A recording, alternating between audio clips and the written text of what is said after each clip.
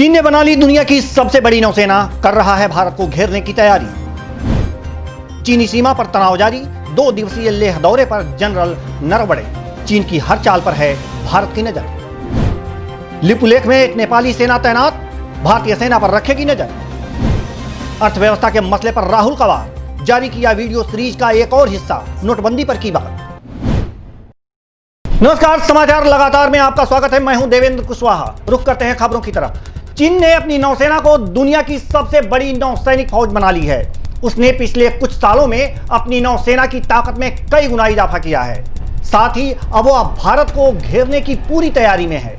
चीन चाहता है कि वह पाकिस्तान, श्रीलंका और म्यांमार में अपने नौसैनिक अड्डे बनाए। सिर्फ इतना ही नहीं, वह इंडो पैसिफिक रीजन में भी अपने नौसैनिक अड्डे बनाना चाहता है।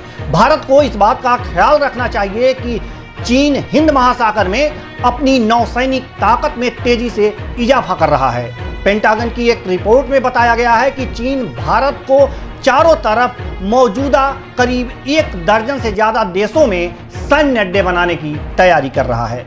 चीन का लक्ष्य अगले कुछ सालों में अपने परमाणु हथियारों की संख्या भी दोगुनी करने की है। रिपोर्ट के अनुसार चीन थाईलैंड, सिंगापुर, इंडोनेशिया, संयुक्त अरब अमीरात, केन्या, सेशल्स, तंजानिया, अंगोला और तजाकिस्तान में अपने ठिकाने बनाने के प्रोजेक्ट पर काम कर रहा है। वास्तविक नियंत्रण रेखा पर चीन के साथ चल रहे तनाव के बीच आर्मी चीफ एमएम नरवणे आज अचानक 2 दिवसीय लेह दौरे पर पहुंच गए हैं। बता दें कि दक्षिण पेगोंग सो झील इलाके में चीन की नापाक हरकत को भारत के मुस्तैद जवानों ने असफल करते हुए उस इलाके की ऊंचाई वाले क्षेत्र में अपनी पैठ मजबूत कर ली है।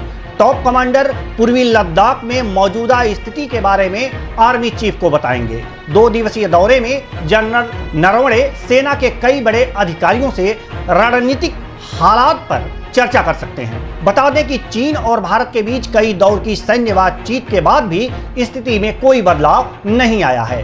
कई इलाकों में दोनों देशों की सेनाएं एक दूसरे के फायरिंग रेंज में हैं।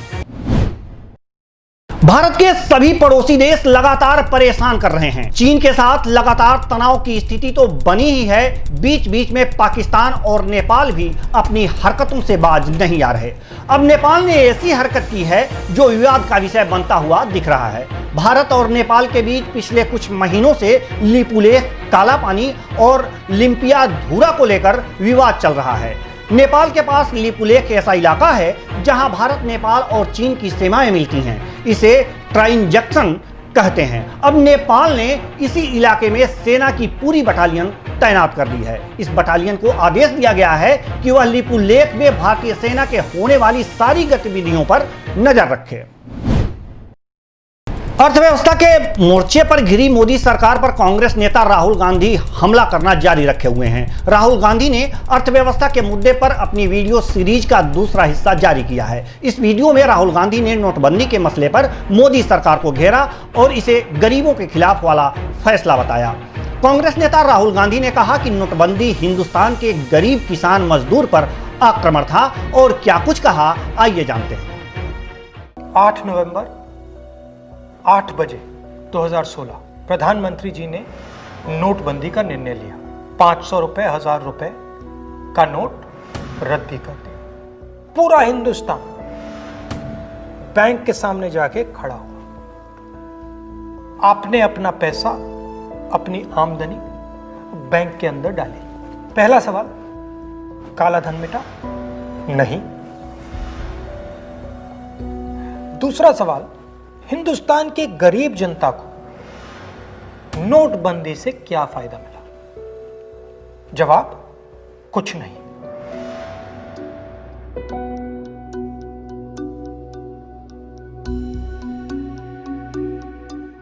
तो फायदा किसको मिला? फायदा हिंदुस्तान के सबसे बड़े अरबपतियों को मिला। कैसे? आपका जो पैसा था आपके जेब में से, आपके घरों में से निकालकर उसका प्रयोग सरकार ने इन लोगों का कर्जा माफ करने के लिए किया।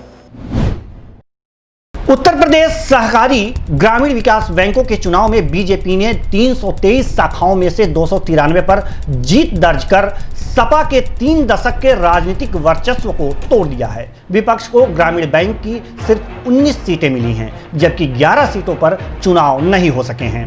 1991 से अब तक सहकारिता के क्षेत्र में सपा और खासकर यादव परिवार का एकाधिकार रहा है। यहां तक कि मायावती के दौर में भी सहकारी ग्रामीण विकास बैंक पूरी तरह से यादव परिवार के कंट्रोल में ही रहा।